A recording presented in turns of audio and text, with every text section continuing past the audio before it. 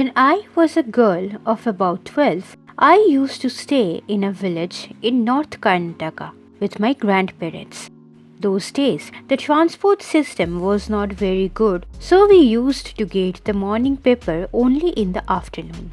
The weekly magazine used to come one day late. All of us would wait eagerly for the bus, which used to come with the papers, weekly magazines, and the post. At that time, Triveni was a very popular writer in the Kannada language. She was a wonderful writer. Her style was easy to read and very convincing. Her stories usually dealt with complex psychological problems in the lives of ordinary people and were always very interesting. Unfortunately for Kannada literature, she died very young. Even now, after 40 years, people continue to appreciate her novels. One of her novels, called Kashi Yatre, was appearing as a serial in the Kannada weekly Karmavira then. It is the story of an old lady and her ardent desire to go to Kashi or Varanasi.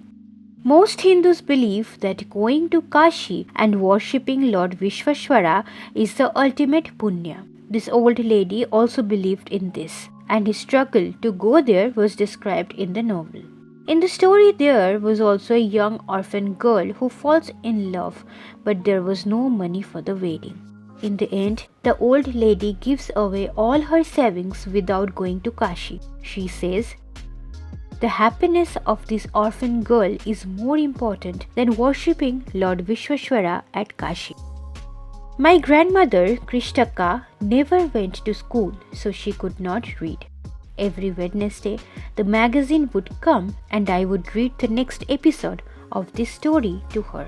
During that time, she would forget all her work and listen with the greatest concentration. Later, she could repeat the entire text by heart. My grandmother, too, never went to Kashi, and she identified herself with the novel's protagonist. So, more than anybody else, she was the one most interested in knowing what happened next in the story, and used to insist that I read the serial out to her. After hearing what happened next in Kashi Yatre, she would join her friends at the temple courtyard where we children would also gather to play hide and seek. She would discuss the latest episode with her friends. At that time, I never understood why there was so much of debate about the story. Once I went for a wedding with my cousins to the neighboring village. In those days, a wedding was a great event. We children enjoyed ourselves thoroughly. We would eat and play endlessly, savoring the freedom because all the elders were busy. I went for a couple of days but ended up staying there for a week. When I came back to my village, I saw my grandmother in tears. I was surprised, for I had never seen her cry even in the most difficult situations. What had happened? I was worried. "Ava, is everything all right? Are you okay?" I used to call her Avva, which means mother in the Kannada spoken in North Karnataka. She nodded but did not reply. I did not understand and forgot about it. In the night, after dinner, we were sleeping in the open terrace of our house. It was a summer night and there was a full moon. Avva came and sat next to me. Her affectionate hands touched my forehead. I realized she wanted to speak. I asked her, "What is the matter?" When I was a young girl, I lost my mother. There was nobody to look after and guide me. My father was a busy man and got married again. In those days, people never considered education essential for girls, so I never went to school. I got married very young and had children. I became very busy. Later, I had grandchildren and always felt so much happiness in cooking and feeding all of you. At times, I used to regret not going to school, so I made sure that my children and grandchildren studied well. I could not understand why my 62-year-old grandmother was telling me, a 12-year-old, the story of her life in the middle of the night. But I knew I loved her immensely, and there had to be some reason why she was talking to me. I looked at her face. It was unhappy, and her eyes were filled with tears. She was a good-looking lady who was usually always smiling. Even today, I cannot forget the worried expression on her face. I leaned forward and held her hand. Ava, don't cry. What is the matter? Can I help you in any way? Yes, I need your help. You know, when you were away, Karmavira came as usual. I opened the magazine. I saw the picture that accompanies the story of Kashi Yatre, and I could not understand anything that was written. Many times I rubbed my hands over the pages, wishing they could understand what was written. But I knew it was not possible. If only I was educated enough. I waited eagerly for you to return. I felt you would come early and read for me. I even thought of going to the village and asking you to read for me. I could have asked somebody in this village, but I was too embarrassed to do so.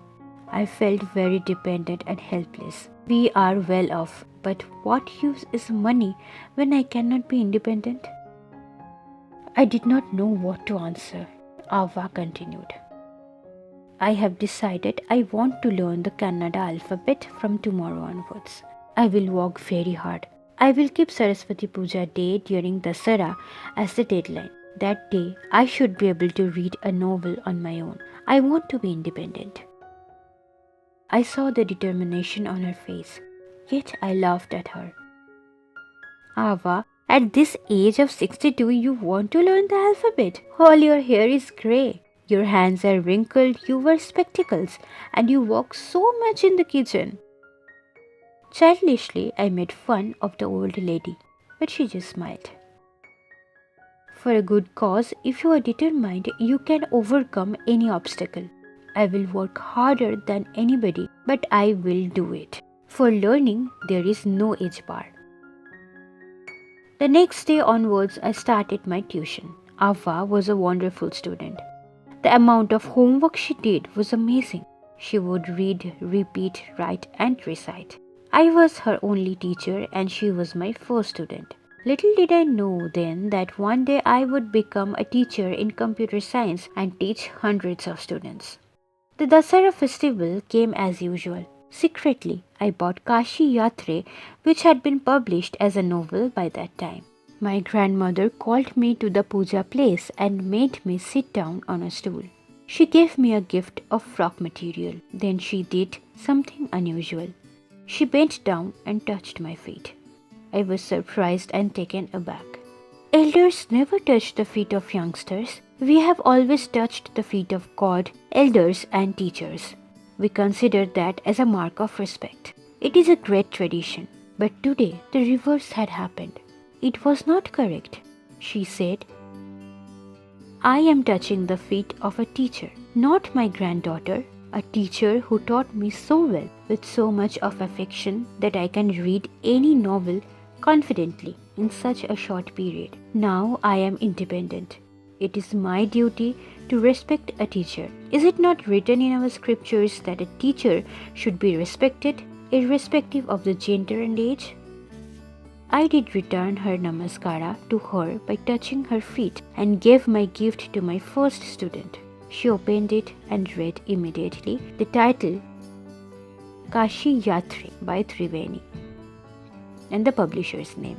I knew then that my student had passed with flying colors.